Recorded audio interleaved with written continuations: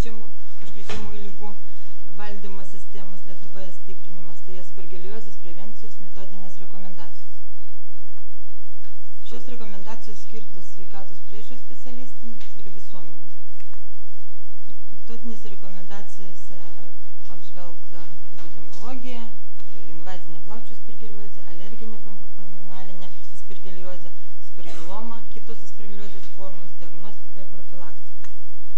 Aspergiliozė yra pavojinga liga, kurią sukelia pelėsiniai aspergilos genties grybai besidauginantis sporomis.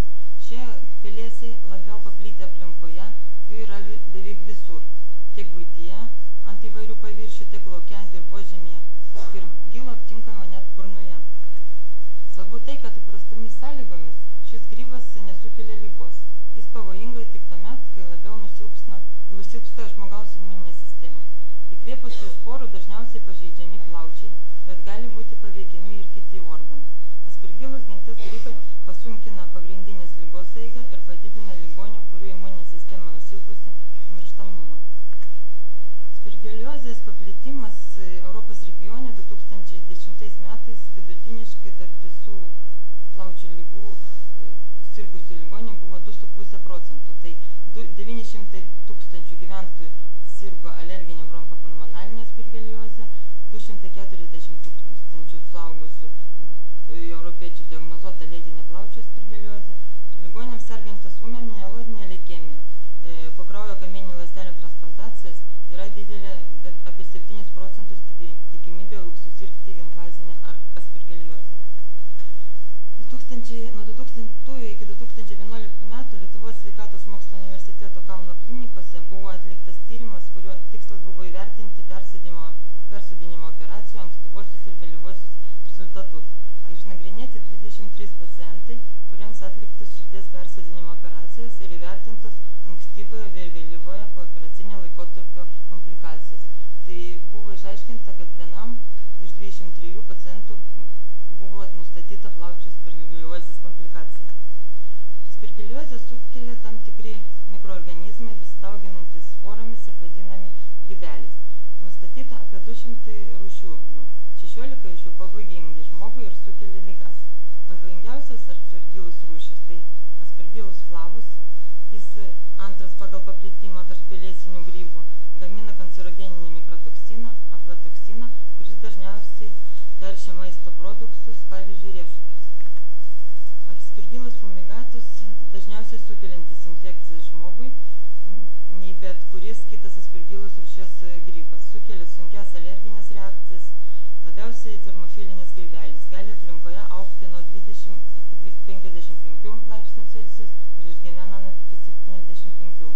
Gamina daug mažų ore esančių sporų, bet per parą galima įkvėpti kelis šimtus konyčių.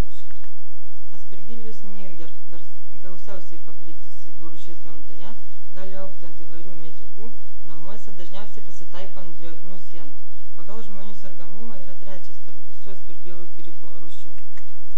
Čia yra, kur aspergillus fumigatus sukeliamos lygos. Tai, kaip matom, invazinė plaučių aspergiliozė, aspergiloma, lėtinė nekrozuojanti plaučių aspergiliozė, alerginė bronchopulmonalinė aspergiliozė. Invazinė plaučių aspergiliozė. Tai yra liga, kurią serga nusilpusį imunitetą turintys žmonės, tai sparčiai besivystanti dažnai mirtina liga, kuriai būdinga audinių destrukcija. Negydant, mirtingumas sudaro 100%, jeigu gydant nuo 50 iki 100%. Manom, kad 5% pacientų po plaučių transplantacijos miršta nuo šios ligos nuo 30 iki 80%.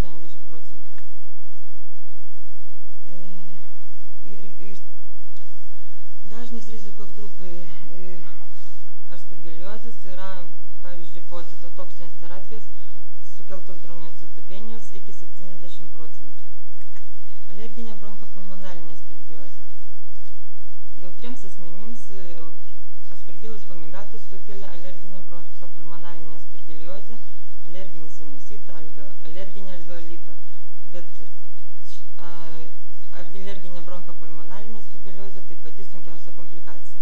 Ji komplikuojasi apie 8% pacientų sergančių astmą ir 7,35% sergančių cistinė fibrozė. Aspergilloma labiausiai paplitusi plaučių infekcija. Micelis patenka ir iš anksto suformavusias ertmes pacientų plaučiuose.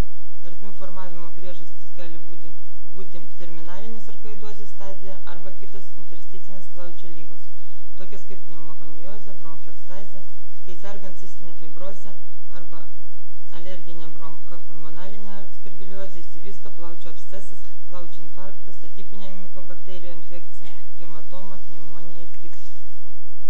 Yra daug kitų aspergiliozės formų, pavyzdžiui, sinusitas, priešnosinio ančių uždegimas, jis gali būti žaibinis. Ligos eiga priklauso nuo paciento imuninės sistemos būklės, mirtingumas svyruoja nuo 20% pacientams su leukemija iki 100% pacientams su leukemijos recidyvais, kuriems atlikta kaulo kamieninių ląstelių transplantacija.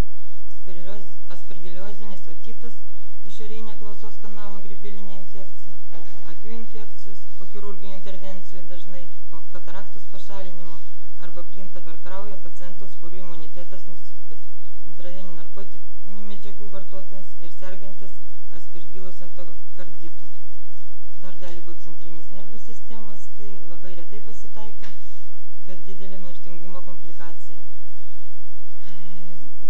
Centrinė nervų sistemos infekcija, neaspergiliozė, gali pasireikšti kaip meningitas, epidurinis abscesas arba suparanoidalinis kraujavimas. Liga gali trukti nuo 9,5 mėnesių iki 4 metų, pagrindinis rizikos veiksnys antro tipo cukrinis diabetas.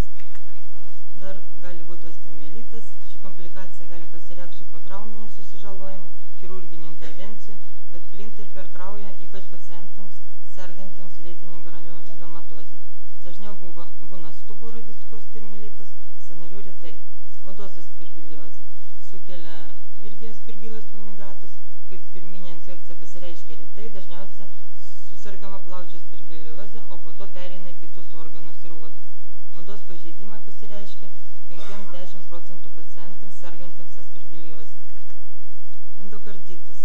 Aspergillus grybai vegetuoja širdies vožtuvų protezuose, bet pasitaiko ir normaliuose vožtuvuose, ypač intraveninių narkotinių medžiagų vartotojams. Stambių arterijų embolija yra pagrindinis požymis aspergiliozinio endokardito. Šlapimo takų infekcijos dažniausiai plinta per kraują po chirurginių intervencijų arba susidaro grybų kamuoliai inkstų geldelėse. Išsivysto vienetiniai arba daugybiniai inkstų parenkimas abscesai.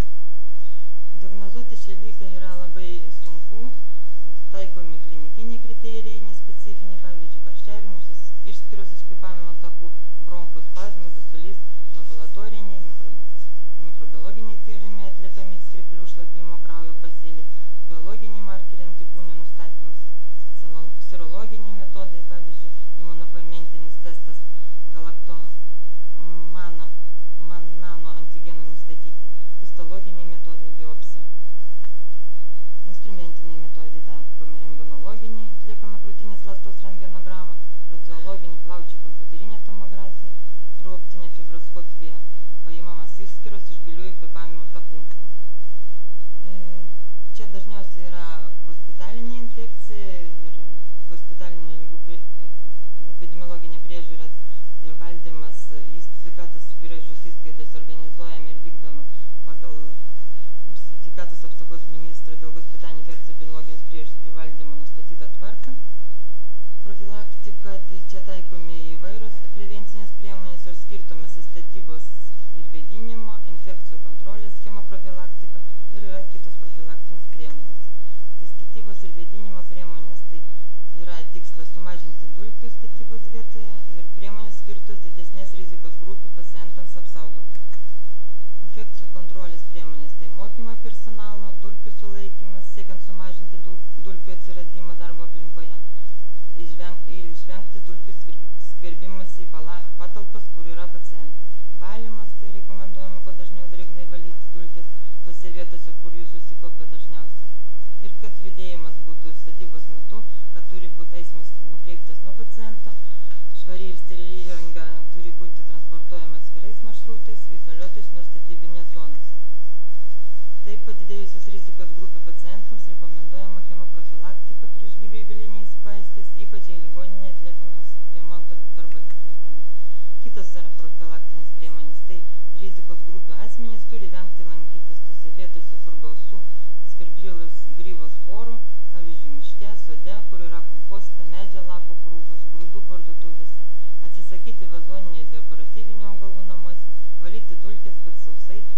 sumažinti grybų ir pelėsių sankaupas, vengti kai kurių maisto produktų, kuriuose gali būti spirgilių sporų, nebent pagamins šį maistą gyvas asmuo.